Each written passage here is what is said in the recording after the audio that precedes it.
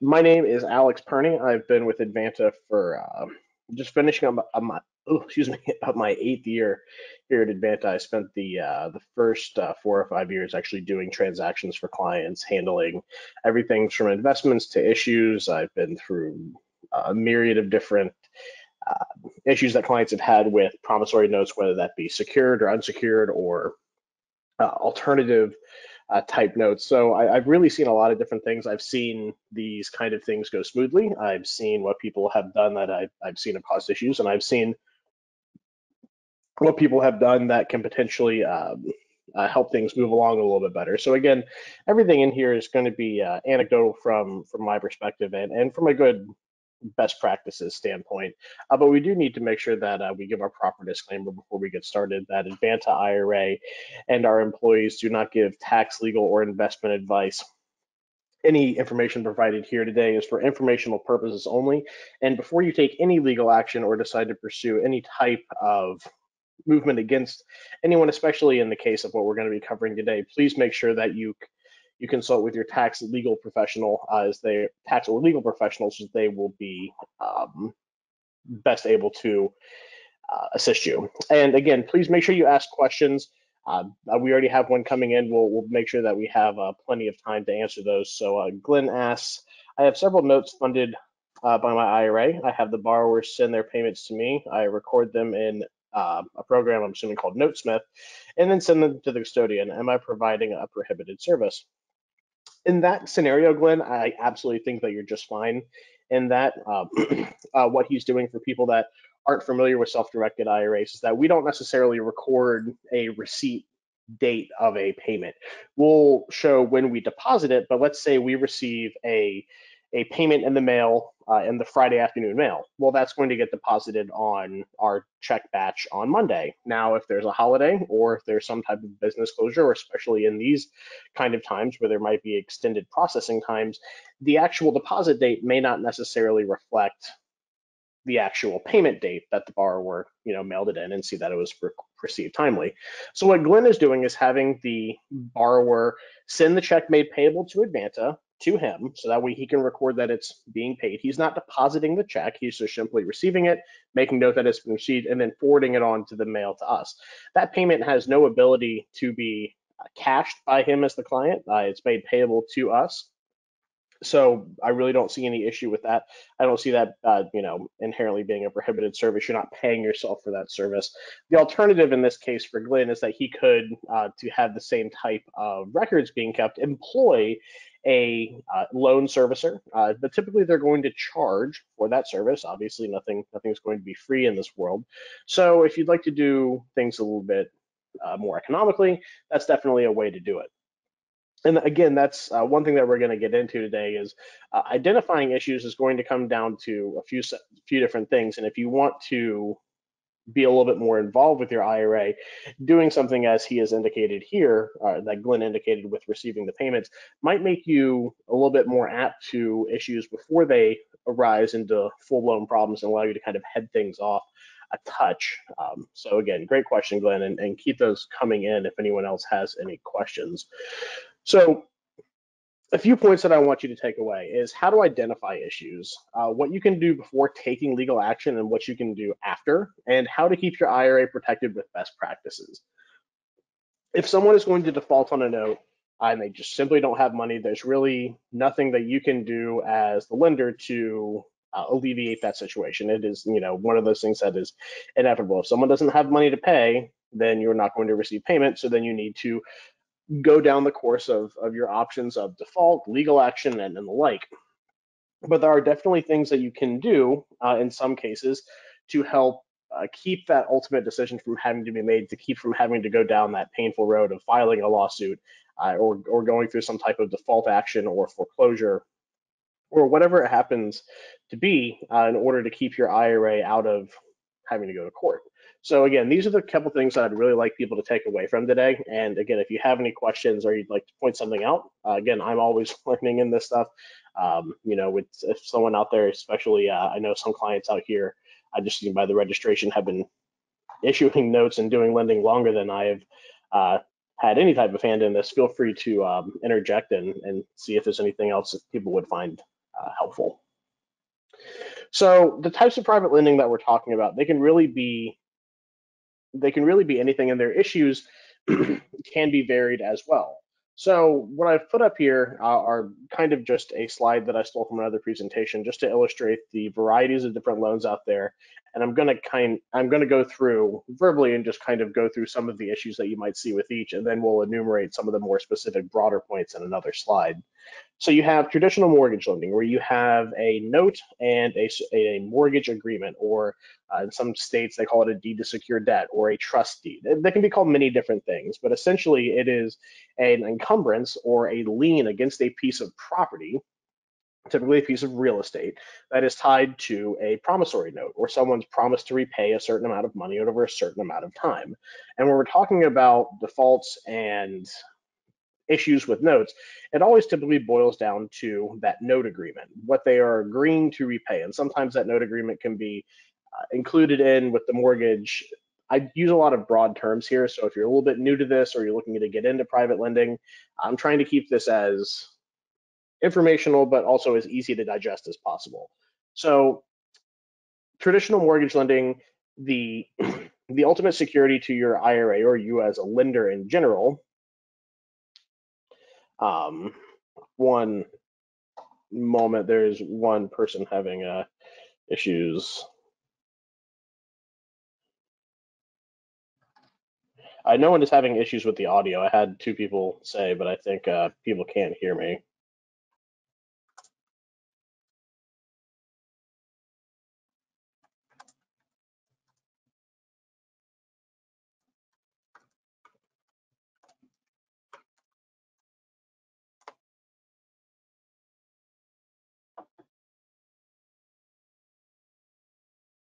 Okay, great. Thanks, Fred, for letting me know. I just had one person, probably just an issue on their end.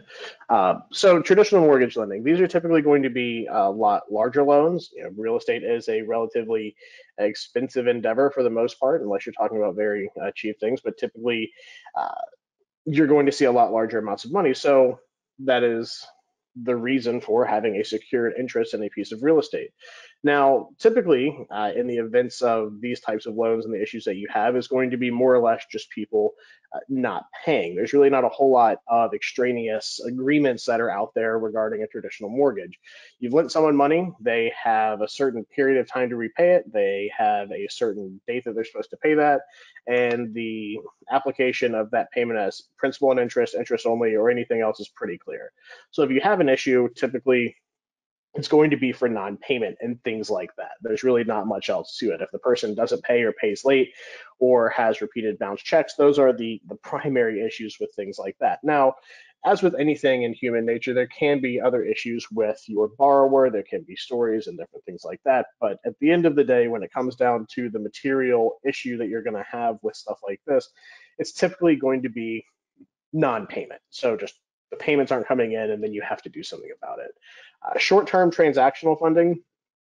This again is going to be something where it's going to be more towards non-payment on the agreement. Now, short-term can mean different things to different people. Some people think short-term as 15 years or less. Some people see short-term lending as 15 days. So again, that's really going to depend on what your particular situation is. But typically, the issues that arise with something like that are going to be non-payment. It's going to be a fairly straightforward.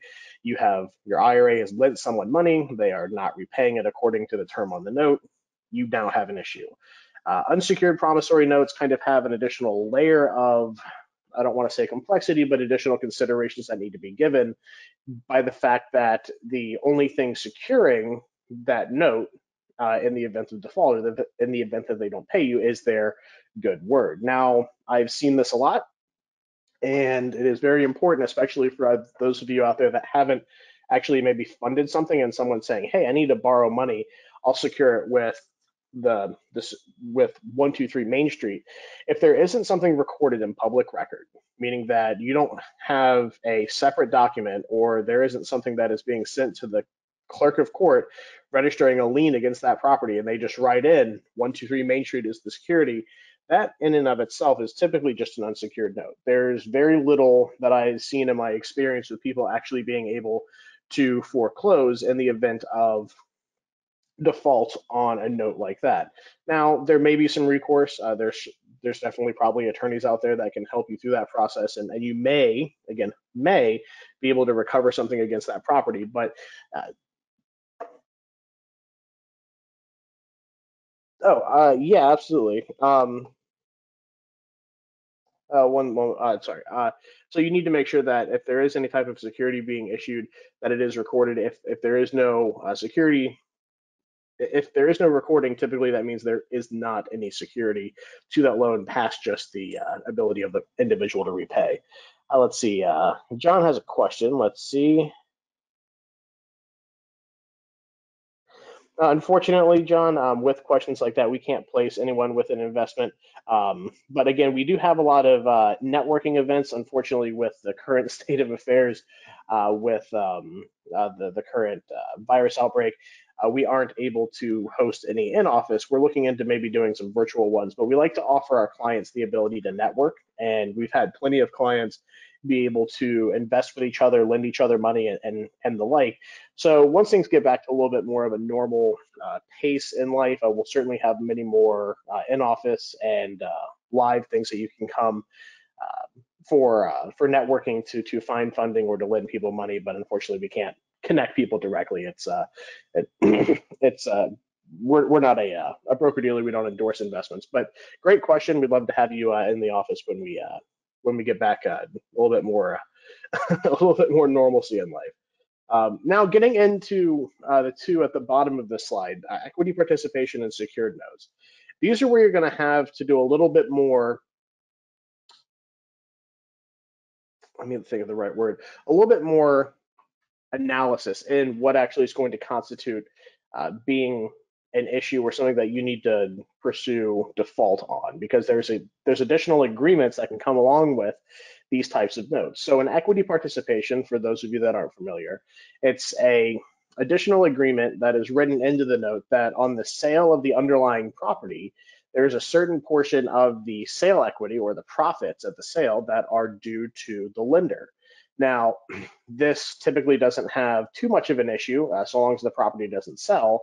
But if the property sells and you come to find out that there has been an issue with either non-payment of your equity participation, or they stop paying altogether and then the property is sold somehow, those are additional things to look into. So keep in mind that if you're doing anything that is going to be ancillary to just the agreement on repaying of a note, that you need to keep special track of those things and have a way to kind of stay on top of it.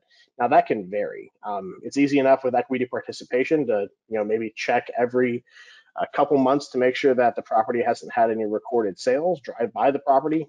These are all things you as the IRA owner can do outside of Advanta that aren't going to cost you really any money, except for some time and gas to drive by something if it's local enough to you, to make sure something like that with an equity participation note that you're still being secured in that interest. Because keep in mind that we at Advanta, as the record keeper, we don't go on audits of these notes. We don't go and look and make sure that the properties haven't sold, that anything else is happening. We don't send any notices if the borrower has not been making payments. We do notify our clients that payments come in via our online portal and our email notifications. But if they are severely in arrears to the actual agreement, that's something that you're going to need to stay on top of. So it's important to know that we're not a loan servicer, and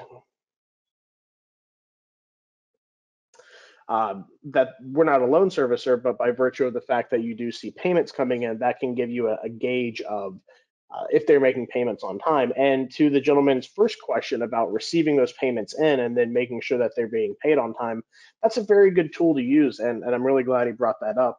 It wasn't necessarily something I was going to actually cover. So again, thanks for lending your insight into that. Is that making sure that the payments are made on time is ultimately a responsibility of the client. We're just record keeping when they come in, and if there's anything that needs to be done, whether we need to stop depositing payments for something, or whether that there are going to be some other types of agreements, you'd need to loop us in on those types of deals. Okay, we've got a couple questions.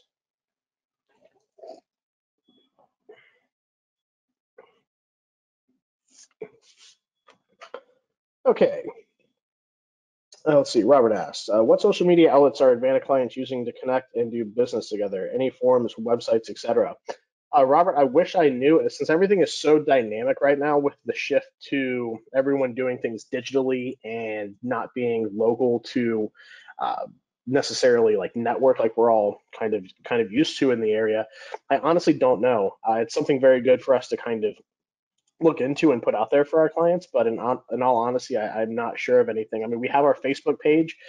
We don't see a ton of people networking on it per se, but setting up some type of group for our clients or something like that might be something we could do, or one of our clients could take the reins and do it themselves. I'm sure people are looking for something like that if it's not available to you. So, a great question, Robert. I know directly who you are, so I can follow up directly with you later on if there's something that we can help out on that side. Let's see. A couple more questions. Let's see. Isla asks, we typically record a note and mortgage for equity participation deals. Wouldn't that prevent the sale from happening without notice? Well, yes, it hopefully would. So in that case, if someone goes to sell a property and it's being done through a title agent, they're going to do a title search. They're going to see that there is an encumbrance on the property and that it needs to be satisfied. Now, I will say for the vast majority of title agents and closing attorneys, they're not going to be as familiar with additional agreements as as some title agents will be in needing to understand that additional things need to be paid out. And additionally, with the current economic situation that we're in, the likelihood or the propensity of people to actually do something where they would try to not pay on something could be slightly greater. So yes, it should protect you in that case. And is it much more secure and keeping something like that from happening than an unsecured note? Absolutely. But a big point of this presentation is for people to be extra diligent in that. So I would say yes, that it would and should cause that to not happen. But again, it's always good to be extra careful, especially when markets are so turbulent. Let's see. Michael asks, since a mortgage is in the name of Advanta for the benefit of the account holder, does enforcement actions such as demand letters or foreclosures need to be taken by Advanta? Michael, that's a great question. I actually get to that a little bit later on in the presentation. So instead of going through my whole presentation in just in questions, you'll see that question addressed a little bit later. If it doesn't, please feel free to ask it a bit more specifically a little bit later on. Let's see. My 1 year, Gene asks, my 1 year contract expired and I was given a promissory note for an extension. Do I need to provide the promissory note to Advanta? If this is in relation to an asset that your IRA has, like some type of either debenture or something with an entity, and they have issued a promissory note as an extension to that original agreement, absolutely. The sooner you can get that over to us, the better. We need to take a look at it. If it's an original, we need to record keep that for your IRA in safekeeping. So please do make sure that you contact your your account manager, or you can contact me after this presentation and I can get you in touch with the right person. But that is very important. Thomas, absolutely. I'll have my marketing team get together and see what we can provide with um, networking and we'll get in touch. I'll make a note of that. Let's see, and then, wow, great question, Shaw. Glenn asks, I have generally just invested notes and mortgages via my IRA. Can you expand on some examples of equity participation?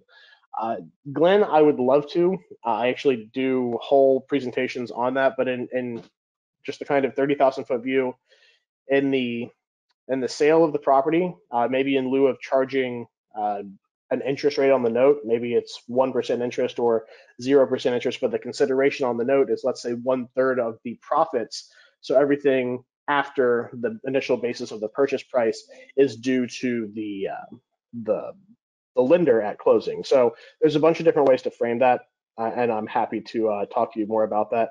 Tom, thanks for sending that over. Okay, let's keep going. So we kind of covered equity participation, and the big thing with that is it's kind of a bigger point to make on just saying that if there's an additional agreement past just the agreement to pay or just paying someone and then their agreement to repay you on a promissory note, that you just need to be extra diligent with that, especially if there's nuances to making sure that your IRA is protected.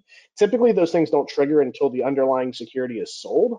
But again, with the uncertainty and everything going on right now, it's important to understand, just be extra vigilant when looking at that kind of stuff. I see someone has their hand raised. Again, you need to just type in the question box if you have any questions.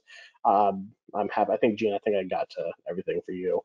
All right, next slide. Okay, how do I identify an issue? Now, this is just kind of anecdotally what I've seen over the years and what has kind of turned into an issue. Now, just because these things are happening does not mean that there is an issue. There's nothing inherently wrong with any of these things, so long as that, well, I would say with later missing payments, but for the most part, people are individuals. Some things might be different with them, so it's always good to keep a good line of communication open. So some of the common issues. So if you have irregular amounts being paid when not specified in the note, I've seen this quite a few times when someone will pay X amount, then a different amount the next month. Now, unless there's an agreement in the note, like let's say some type of revenue or profit sharing agreement that you have with the business to say, hey, your payment is $500 a month, and then I get 30% of gross revenue of your business every month as well, that can certainly cause you to have different amounts being paid. But again, that's written into the note. That's important. So if you just have a standard promissory note or a mortgage, let's say that's being paid and it's supposed to have $1,000 payments every month for 30 years, and you're getting $700 one month, or you're getting $1,200 the next month, and there's maybe either an overpayment or a negative balance on that loan, that's something to look out for. Maybe just a quick call to the to the borrower saying, hey, I've noticed that the payments have been different. You're either paid in full or there's an issue. I just maybe ask what's going on and try to see if we can't get maybe some agreement. Again, that needs to be in writing to kind of smooth that out. But if you're okay with it and they're current on their payments, again, that's kind of a decision that you as the IRA holder have to make, is that if you're okay with that. But I've seen that definitely kind of be a precursor to people eventually then in turn having to go through some type of legal action or having some type of issue with that note. So just something to watch out for. Payments being made from several different people or entities. Now, this is not something you're necessarily going to catch unless, as the first gentleman that asked a question about receiving checks being okay, you're not going to necessarily notice it unless you every month request a copy of the check from Advanta. But if people are making payments from several different entities, let's say one month, let's say you have a note with John Smith, and the next month, John Smith makes a payment one month for the full amount. The next month it comes from Sunshine LLC. The next month it comes from Rick Spicoli. I mean, whoever coming from different people, maybe the payments are being made in the correct amounts and the correct times. But if they're coming from several different people or several different entities, it could be an indication of the fact that they don't have enough money to pay, that they are out there borrowing additional money or making additional promises in order to keep your debt current, which could be a precursor to them actually defaulting on your original agreement. So it's not the easiest one to track and follow, but again, if you're seeing that happen, worth a call to the person just saying, hey, what's going on? And again, this could be someone that owns 3 different LLCs or has used the money for a bunch of different stuff and is there's nothing particularly of issue there. But again, a polite phone call, I've seen that be a fairly common thread in issues people have had as well. Now, slightly different from that are payments originating from many different financial institutions. Let's say the person has the same name on every one of their checks, but it's coming from Bank of America one day, Wells Fargo the next day, Chiva the next day. So it's coming from all these different financial institutions. Now, in just understanding how different things work in the financial realm, that can definitely be an indication of someone doing something that is not on the level. It is definitely not uh, a normal thing for people to write checks. Typically, they'll write checks from one account or two accounts from multiple accounts. So I'm talking multiple, I'm not talking maybe one or two a year. I'm talking maybe 12 different banks over the course of a year. It's something to watch out for, and it can definitely be an indication that the borrower is doing something that maybe is not going to fare well for your original agreement. Now, late or missing payments, this one's kind of easy. If someone is just repeatedly late, that can be an indication of just them not having the money on time or having difficulties with cash flow or just missing payments altogether. Those are pretty cut and dry. Most people kind of understand that as saying, hey, if I've lent someone money and they're late or they're not paying me, then there's definitely an issue because that is a material breach of that original agreement, which is typically written as the borrower agrees to repay a certain amount of money over a certain amount of time with a certain amount of interest. That's kind of the very building blocks of what a promissory note, a mortgage, whatever you want to call it is that original agreement to repay. So if they're not paying you, definitely an issue. Again, anything that is kind of these common issues that I'm listing right here, it should go without saying, but I definitely see people catch more flies with honey than vinegar. If you're nice with these people for the most part and just you're cordial, and if there is definitely a bigger issue, let your attorney handle that. Get someone involved that can represent you legally. Go through the proper legal steps. When emotions get involved, that's when things can go from bad to worse very quickly, and what could have been a salvageable situation can go quickly to unsalvageable. So just keep that in mind. This can be very frustrating, especially when you're talking about your retirement or large sums of money, but the legal system is there to help and protect you. And if you have good paperwork and good representation, that is, really what you can do in this situation to help make things go as smoothly as possible. Lack of communication on behalf of the borrower, again, these can be issues that can be not be. You could lend money to someone who is an extreme introvert that just doesn't like talking to people, that likes to live in a cabin in the woods. But if they're making their payments and you never hear from them, really, what is the issue? But if you are having issues and there is very little communication, or they are not responding to written letters, or if you do have further actions such as demand letters or default actions, or actual court proceedings, and that obviously you're probably in a bad situation, and you can understand that. But maybe if they're very communicative in the beginning and then they stop, might warrant a phone call. But just keep in mind that the lack of communication on behalf of a borrower typically is going to go along with something else, like a later missing payment. You call them, they don't call back. That's kind of one of those things I like to put up there as kind of a common sense one, but just another thing to look at. When you look at maybe one of these things on their own, it doesn't become a huge issue, but when you see that they are all kind of packaged together, it can definitely be indicative of something much more serious going on.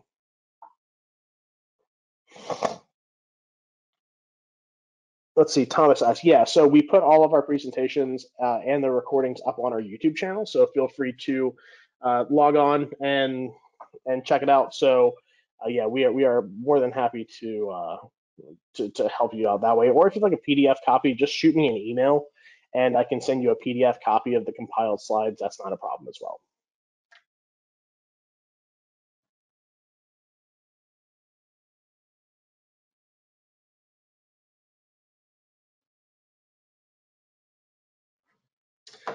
All right. Okay, and again, while these items don't necessarily mean something wrong, if you observe them, just a good starting point to make sure that you're helping yourself with this. Now, what to do when you identify a problem? Now, it may be easy for someone to say, hey, I've lent money. Now, whether this out of your IRA or personally, that's a very big consideration to give, is that you identified an issue. So one of the previous things you've looked at, you said, hey, there actually is an issue here. There actually is some type of thing going on where they are not holding up their end of the agreement to repay or to go along with, excuse me, the actual terms of the agreement. So you've identified the issue, you've contacted the borrower. Now, past just an initial phone call, if you do really think there's an issue, I highly encourage you to make sure that everything else is in writing. You want to have something that is verifiable, trackable, and I'll go through this again in a minute, but I've seen humongous issues come up, and I'll kind of go through a little bit of a case study in the end of this, is that if you do have an issue with someone and they're not holding up the written agreement, the laws in various states when it comes to verbal agreements vary widely, and it's pretty much a lot hard. It's generally accepted that a verbal agreement is going to be a little bit harder to enforce than a written one. And any type of written communication about that is a lot easier to provide to an attorney or a judge or a borrower in general if there is a serious issue, that you're showing them that say, hey, I've sent you X on X date, tracking, it's been signed for. Although it may seem a bit archaic or a little bit overly formal in some issues, a simple letter, it doesn't have to be anything overly threatening or overly uh, uh, concerning to the person, but just making sure that it is in writing, um, even if it's something relatively simple, can definitely help save you and also show a string of contact and a string of attempts by you as the lender to help remediate any problems. So after you've contacted the borrower, determine what can be done. Now, for the most part, it's going to cost you a considerable amount of money in almost any state to file a foreclosure if you have security against the note. Now, if you have a unsecured promissory note, it's probably going to be significantly more expensive, and the cost benefit of suing someone personally for recovery on a note versus foreclosing on a piece of real estate, the benefit analysis there can really kind of be flipped. So for the most part, people want to figure out what can be done to keep this current, and especially with today's climate, it might behoove you to contact the borrower if they are having issues and see about if there's some type of renegotiation or what can be done. There's a multitude of different things that can be done in lieu of actually going through a full foreclosure. That can be a deed in lieu of foreclosure signed over to your IRA, where the borrower just agrees to sign over the property and the note is forgiven. Now, that certainly may not be the best case scenario for anyone, or even a achievable scenario, but it is something that can be done. But if you want to renegotiate, these things can be renegotiated if you do see a problem. Again, it is incredibly important to make sure stuff like that is agreed to by both parties, meaning the lender and the borrower have to agree to this, put it in writing, and if need be, sometimes these things do need to be re-recorded. So now, what does that mean? I would absolutely, if you're going to have to update something, contact legal representation. That is, it's hard for me to kind of put that in there. I always err a little bit more on the side of safety. I think that if barring financial issue, you should have legal representation ready to go if you are dealing with large sums of money, especially in a lending realm, someone that you can call up immediately. So although contacting legal representation is a little bit farther back in this slide, you could easily say, once you've identified an issue, contact legal representation. Get their idea on what the best way forward is, because they're going to be the ones that have seen this. You can contact us. We can't advise you on the best course of action. They can. And then if necessary, pursue legal action.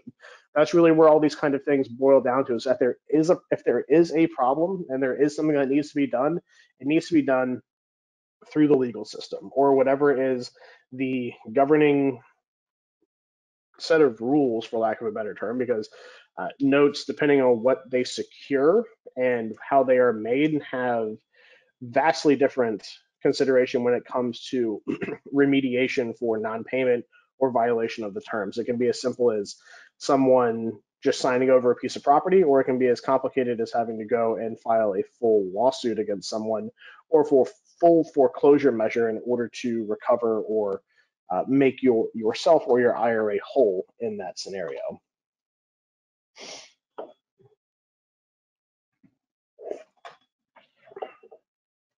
So some tips and guidance. Now, I've seen things go uh, very far south on these things, but for the most part, they can be relatively streamlined so long as that you just make sure that, and again, I can't stress this enough, contact legal counsel if you do actually think you need to go through some type of foreclosure or default proceeding in a court of law. Don't try to do this pro se. For the most part, everything is going to get a lot more convoluted for you, especially if someone legally isn't representing you and you don't understand the system fully to do it pro se. So again, I always recommend it. I'm sure there are probably a couple of attorneys on here just by virtue of whom we have as our contact base that would be fine doing some of the things like issuing a notice or issuing a demand letter or stuff like that. So again, some people are okay with doing that. I recommend that people utilize a third party for that. Now, courteous lines of communication are a great starting point.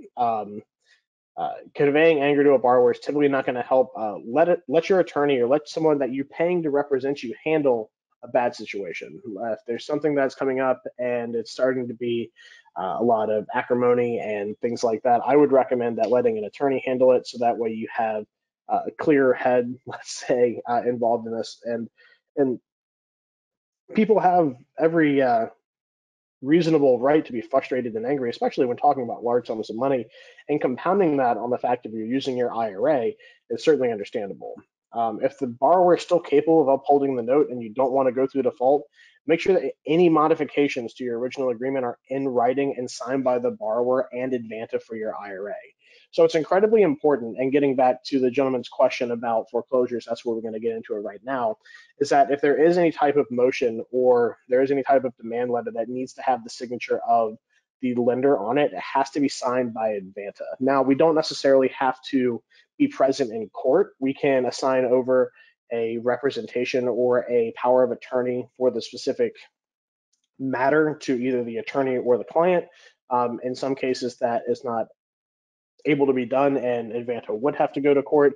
We can do that. Obviously, we prefer not to, because it is an additional cost to you if we have to actually go and be present in a court proceeding for your IRA. So if we can avoid having to go and directly represent, like send a body from Advanta for that, we'd like to do that and help you kind of streamline the process and keep your costs down as much as possible. We understand it's a very tenuous time for you if you're actually going through a foreclosure. So just understand that anything that has to be signed on behalf of the borrower needs to be signed by Advanta. So make sure that if you contact your attorney, it's very important. And I've seen this a lot, where the plaintiff on anything that they're listing for the court record is listed as the client personally, or they have Advanta truncated for or named just Advanta as the plaintiff. Now, you can certainly file a Scrivener's error and get most of that stuff corrected, but it can definitely cause a lot of headache. I had one instance where over the course of 4.5 years for a foreclosure proceeding in Sarasota County, Florida, there were a myriad of different issues, and for whatever reason, the judge they kept sending us to the beginning of the docket every time there would be either a Scrivener's error or there was an issue with, let's say, a lost note affidavit or whatever the issue was with the matter. So the more correct you can do stuff from the very beginning. Now, I think the foreclosure courts, this was back coming out of the Great Recession, were a little bit more stringent with that market and with that kind of culture that was coming out of that for the issues that were there. But again, it's the more correct you can do this from the very beginning, the better off you're going to be and the less issues I have seen people have. Now, not to say that people haven't, kind of not done anything that I've said in this presentation and been perfectly fine. Sure, they're out there, but the vast majority of people that have to go through any type of foreclosure or have issues with borrowers are definitely best served by not doing stuff verbally, by just making sure that kind of the basic tenets of business are followed. And if you ever want to enforce something, making sure it's in writing, making sure that the proper borrower signs it, understanding the delineation between yourself personally and your IRA is another big one. So when you see that there's no solution besides default, again, best to let legal professional help, such as an attorney, handle the matter. Now, there are some businesses out there that specialize in representing people for default actions. I'm sure they have attorneys on staff. I recommend, again, building a relationship with one that understands you and your investments, so that way when it comes time, hopefully not, but if it does come time to have to foreclose on someone, that they understand that, hey, John Smith's notes are held on 123 Main Street personally, and then Bayshore Boulevard is held directly in his IRA. So that way, when they go to file any type of motion or any type of complaint, when it comes to making sure that everything is named properly with regard to the lender on any type of those motions pertaining to the plaintiff, that it's always done correctly. I've seen that these type of foreclosure proceedings up for months and again, years in some cases. And again, the biggest problem that I've repeatedly seen from people that go through and have issues with borrowers is that they've made repeated verbal agreements on behalf of the IRA and the borrower. So it's important to understand that the IRA, that you as the client cannot sign anything on behalf of your IRA. That we have to sign everything as the custodian. If there is some type of specific situation, we may convey that to you in a legal proceeding. But if you're making verbal agreements with someone and you've, let's say, extended the term of the note or told them they can pay different amounts and made all these verbal agreements and then they just stop paying, well, when it comes time to explain that in front of a judge, then they'll ask, say, hey, the IRA is the lender. Did the IRA company sign anything or say anything? No, the actual client did. The client is not an authorized representative of their IRA, and I've seen that cause significant issues. Again, making sure these things are in writing is a huge deal. And again, if you're going to have it in writing, we as the IRA custodian need to sign that. It needs to be properly titled in the name of your IRA. The borrower needs to sign it, and making sure that those are all original signatures is another key point in this, is that you can avoid a lot of issues with people saying, oh, I didn't sign it, if it's just a stylist signed something and to something like that. All original wedding signatures, although it may seem a little bit old school, there's few things that hold up a little bit better than having something that's all original with wet ink to present if you do actually have to go through a legal proceeding. Let's see, we have a question. Is there a way to protect the lender from doing a foreclosure? Is there a way to put the note in a land trust or LLC, something like that? Well, it depends on which direction you're asking that question from. If you're asking the question from the point of the borrower, um, I mean, kind of getting around the purpose of this presentation. If you're asking from the perspective of a lender to protect yourself from having to go through a foreclosure proceeding, typically no. I should say it depends. If there is something written into the note agreement stating that there is an automatic like deed in lieu of foreclosure or something that if you can prove 30 days late that there's a deed that is signed over, or maybe there's a signed deed held in escrow with an attorney that has some type of agreement with both parties. I've seen that. It's kind of a weird situation, but I've seen that happen where the attorney released the deed out of escrow and they recorded it in the other's name. So maybe, but for the most part, there's really no way to structure it. I mean, if someone borrows money, whether that is a trust or an LLC, and there is no repayment of that debt, they still own the property. That trust or LLC is still on the deed and public record of, let's say it's ABC Trust owns 123 Main Street. Now, if ABC Trust has borrowed money from your IRA to buy that property, that's all well and good. Your IRA has a recorded lien against that property, but ABC Trust still owns it. If you look at the deed, it's not going to show your IRA anywhere. It's just going to show ABC Trust. Think about it just like with your house. Your Bank of America may have a mortgage against your house, but if you look up the property records, it's going to show John Smith as the titled owner. So no, there can be some ways. In some states, it's a little bit easier. For instance, the state of Georgia includes indicated power of attorneys for proof of default, so you can sign things back over to yourself. That depends on your state, the type of loan that's being done, but that's a good question, but it doesn't necessarily pertain for the most part. So when in default, make sure that they're actually in breach. This is best done with counsel of an attorney, making sure that you don't just kind of think or you're getting frustrated with them. Make sure that there is actually an issue with their repayment, or there actually is a reason to go forward with that. If you're going to pursue legal action, you have to let us know. If there's an engagement letter that needs to be signed on behalf of your IRA, we have to sign that. If there's any type of legal documentation or anything that needs to be signed on behalf of the borrower, it absolutely has to be signed by us. So letting us know from the very beginning is absolutely best practice. Some of the biggest issues I've seen when people try to foreclose a note in their IRA or they have issues with a borrower is that we're not brought in until months, maybe years later after they've been trying to take this down themselves. And it's just a huge mess. It's something that is hard to unwind, not impossible, but hard. Make sure that your attorney knows that your IRA is the lender and not you personally. Now, I've seen people basically do everything right up until the point of letting Advanta know. So they've identified a problem. They've sent letters. They've sent them certified mail. They've contacted an attorney. They've made sure that everything is properly done. But when it comes to looking at the complaint and they look at the name of the plaintiff, it is themselves personally because their attorney didn't know that the IRA was the lender and not them personally. So it's very important to make sure that you understand the delineation of your personal assets and your IRA assets, especially if you do loans personally and out of an IRA.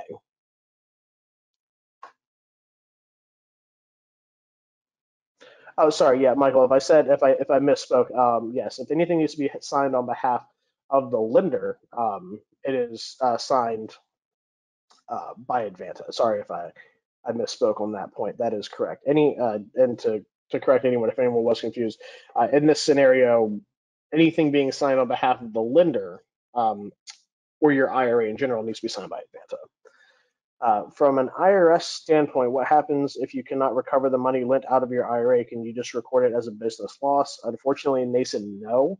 If your IRA has a loss, it is not something that you get to file against your personal tax return. Your IRA typically does not file a tax return. So any investments that you make through your IRA, any type of profits that you make are not personally reported. Unfortunately, it is just a loss that you kind of have to, for lack of a better term, eat if your IRA does have a full loss or cannot recover on a particular investment.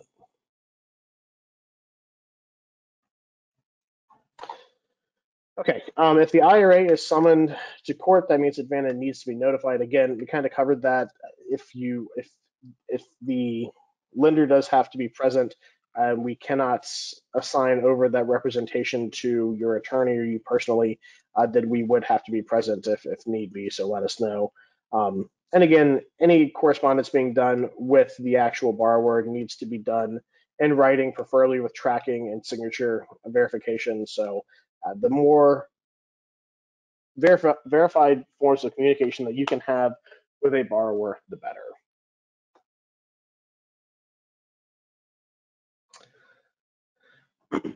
So there's a few special considerations that you need to look at, especially if you're doing unsecured notes. Now, for the majority of this, we're talking about secured mortgages, meaning that there is a recorded lien against a piece of property that your IRA can foreclose on in the event of default. But if your IRA just lends someone money or an entity money, there is no inherent collateral that you can go into a court and say, hey, this person's not paying me, I'm taking X, which is kind of the most basic way that you can say what a mortgage is. Someone has refused to repay on part of an agreement, you get the property back. But if you're just lending someone money personally, which is allowable, carries a significant higher degree of risk because if they don't repay you, what do? Well, you have to sue them or the entity or file some type of lawsuit against them. But if they're not paying you, the likelihood that they have assets uh, that can make your IRA whole in this proceeding is probably pretty low. So there are some special considerations to do, understanding that the note is inherently riskier and that if you are lending someone money, let's say you haven't lent them money yet and you just see a note agreement that says 123 Main Street is the security on the loan, but there is no loan document and you're sending money directly to that borrower, that in most cases is actually an unsecured loan. There isn't actually a recorded mortgage. And you need to understand that while it may look good on face value and they tell you that there's security, just be aware that if there isn't something recorded in public record, it's a lot harder to recover, especially even if they sign it and they put it in writing, you have the original, definitely a more difficult situation. Since unsecured lending is a much less formal arrangement than mortgage lending, make sure everything is in writing and agreed to by both parties. That is incredibly important. I have seen a far degree less of people have success in pursuing action with unsecured notes because the majority of the time there are a lot less formal agreements. People have a lot more of a close personal relation to these people, and they do a lot more things with just phone calls and maybe an informal meeting. Again, I can't stress enough making sure that these things are in writing. Now, these things don't necessarily have to be a letter written by Advanta. It can be something that you write just kind of corresponding with them, but making sure that the correspondence is verifiable and trackable. Uh, and make sure that you know your borrower if you're going to be doing this. In the event of default, your IRA has to file a lawsuit against the borrower directly, and if you don't know them too well, then you could be in a pretty precarious situation when trying to recover for your IRA. That's for the majority of what we have today. That's more or less it. Yeah, we're hitting right up on an hour, so I want to make sure we respect everyone's time and leave some time for Q&A. If you need to speak one-on-one with us and you're having an issue, please just give us a call. We are open. We're doing business. There should be zero issues with continuity of business for anything. So give us a call. We're happy to lend our guidance to you if you do have any issues, especially in this trying time. So I'll keep my contact information up here at the last slide. We had quite a few people on, so I'll stick around until we have about 10 or so left. We're looking at about 56 people still left in here. So if you have any questions and want to shoot them over right now, I am more than happy to answer those for you.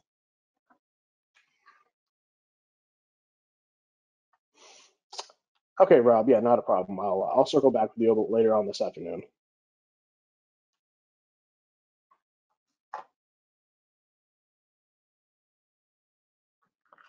Uh, Christine, is email verifiable and trackable? I would say for the most part, yes, but again, you have to assume that the person on the other end that's actually their email and some way of proving that they received it. I would say email is a good first start, but a certified letter sent USPS with a signature request is probably kind of the gold standard of verified communication with someone. But yeah, I mean, an email would certainly suffice in the beginning. Will this presentation be taped for us to review again at a later date? Anthony, absolutely. Keep a weather eye on our YouTube channel. It will be there probably later today, if not tomorrow afternoon for you.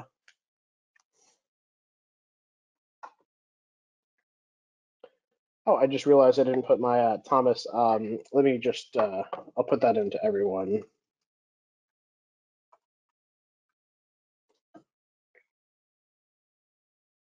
I just sent my email to everyone on here. So Thomas, just shoot me a quick email, and I can send you a PDF copy of that.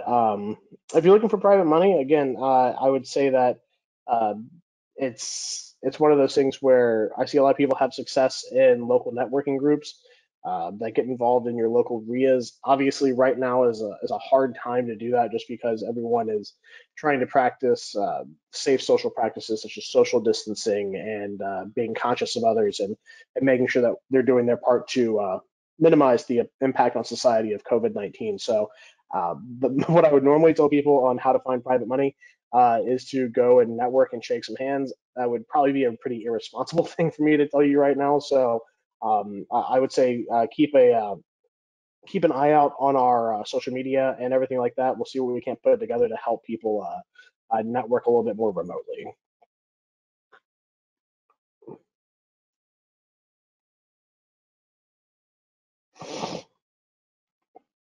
Hi, Rube. I mean, it's there's issues with everything. I wouldn't necessarily say that lending is any higher risk than anything else, so long as you do your due diligence. Secured mortgages are definitely on the less risky side of things, and unsecured notes are on the significantly higher risk side of things. It's all about what you want for protection and what your cost benefit is of liability on maybe owning real estate directly versus just wanting to be a lender and just weighing that. There's pros and cons to everything, but I'm glad that I could definitely get you some information that helped you realize some stuff that you didn't know. I shouldn't say didn't understand.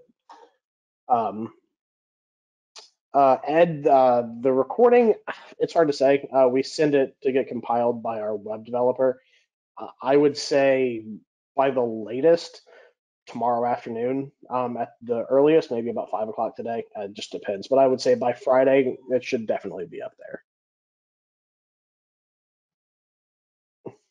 Nathan, thank you. Yeah, we still got plenty of people on here, so I'll stick around for as long as as long as there's people around. I'm more than happy to to answer questions.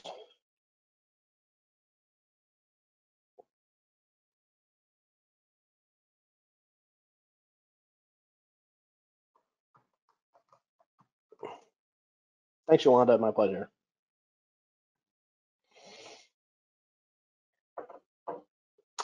Oh, Nason, great question. So can Nason asks, can you comment on checkbook IRAs and do you need to follow the same process?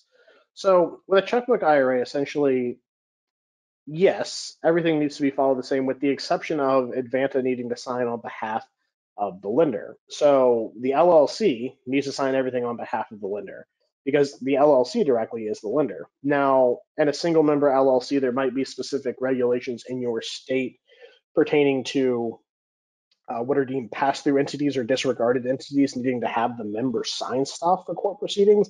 In that case, yes, Advanta would. But for the most part, excuse me, anything that needs to be signed with regard to legal proceedings for a checkbook IRA where your IRA owns the uh, the private interest in an LLC can be done by you as the manager, whoever the manager of that LLC is. But with the exception of Advanta signing everything, everything else holds true with regard to best practices and the like.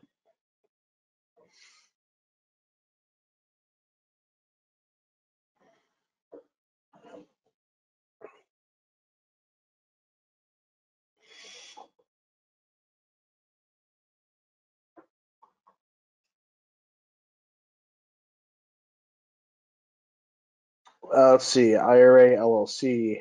Julian asked, do all custodian administrators need to sign notes, or is that Advanta's policy? Well, with regard to a note, typically the lender does not need to sign it. It's an agreement of the borrower to repay, and in most cases, a lender does not need to sign that note.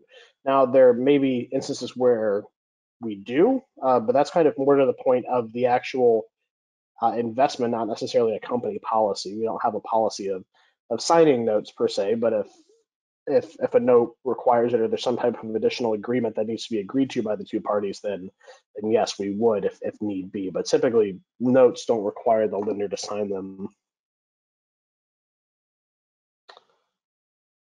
Oh, Deirdre, thank you very much. We're always happy to get you the information. Let us know how we can help.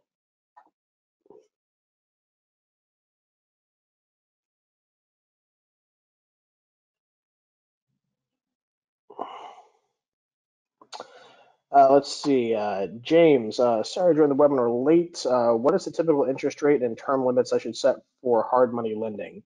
If you're going to be doing hard money, the biggest thing to look at is make sure you're not violating any, you're not charging usurious rates for stuff. So what that means is that states set guidelines for how much interest can be charged on a note, and it falls under the term of usury. It's a tough one to say 5 times fast. USURY, I believe is how it's spelled, but it involves how much interest you can charge on a loan, and more to the point, it affects like the total amount of income you can receive. So if you have profit sharing or something else built in, that can be considered interest on that loan. Typical interest rate's hard to say. It varies so much from state to state because hard money typically is higher and it's going to get towards the limit of what usury is in most states. So it can vary widely. I would say that I've probably never seen a hard money loan for less than 10%. So that might be a good starting point. Again, you need to check with your state regulations on how much you can charge, and to a certain degree, it's what the market will bear. And term limits, again, that's what's going to work best for you. What you think works best for your IRA and the borrower. So you don't necessarily need to have a 30-year, hard money loan if the person is trying to sell it in 5 years. You could do interest only with a balloon payment. Really, kind of whatever works best for you. It's pretty flexible. Let's see. So Julian asks, so as an IRA LLC owner, do I need to involve the administration? Do I need to involve the administrator slash custodian to lend hard money? No, absolutely not. If you have uh, your IRA invested into an LLC, there's very little that, if ever, we would ever need to sign on behalf of your IRA-owned LLC. So if you lend someone a note, you don't even need to notify us.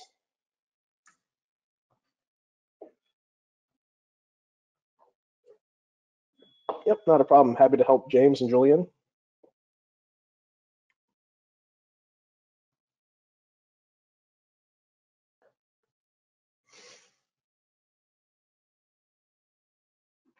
All right. Well, I think we are dwindling down pretty much. Doesn't look like we have anyone else. We're just right about 19 people logged in. So I'm going to go ahead and end it there so we can get this recording and everything compiled for everyone up as soon as possible. Thanks again for everyone that's still here for joining us today.